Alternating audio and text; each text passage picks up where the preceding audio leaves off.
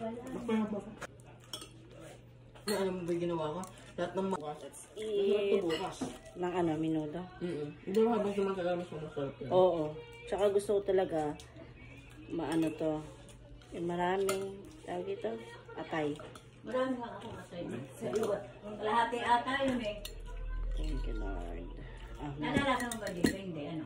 Hindi naman siya nadurog eh, naman. Hindi.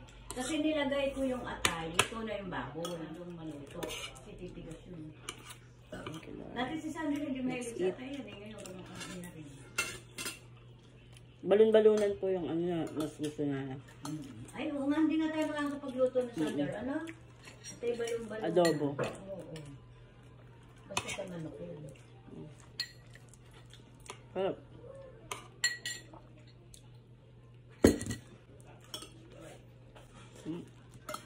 Sabi. Bagay si Tanda sa Saudi. Sili. Itlog tsaka manok. Nanawa ka. Hindi. Never ako magsasawa sa itlog. Sandra, basta itlog at manok, ano? Eh, chicken hindi mo mananawa yan. Ay, ito pala. Ay, dalan pala natin si mami na. Meron na, buko. Ano Ay, buti naman ka na alaala mo kung natin yan. Katitimpla lang. Katitimpla ko lang ako.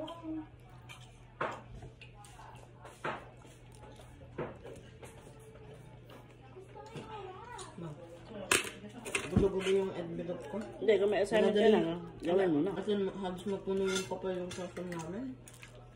Ganun talaga. Naawa ako sa cleaners na doon. Okay lang yun. Ganun talaga pag nag-art ka. So, dapat may time din kayo Kaya mamo, magligpit. Nung minadali ko, ano mo ba ginawa ko? Lahat ng marker ko. Pinaglalagay ko lang sa envelope ko. Nahanap mo yung contain mo? Yung mahaba. Hindi ko mahanap.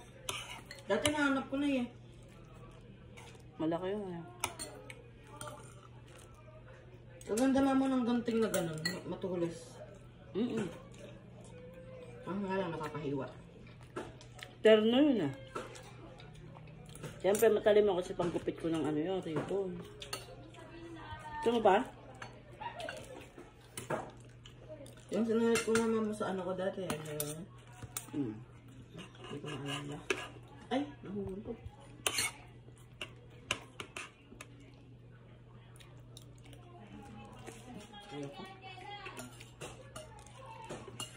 Isang benefit. Kasi lahat gumagana. Diba? Di ba may laban ni Mamo sa badminton? Di ba nag-fail ako doon? Nung first laban ko sa badminton. May naisip akong quote eh.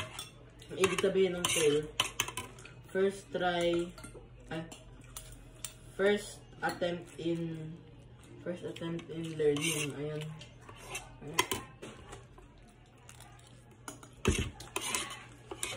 Oh, madami nga yung ulam natin ah. Fiesta yan. Fiesta.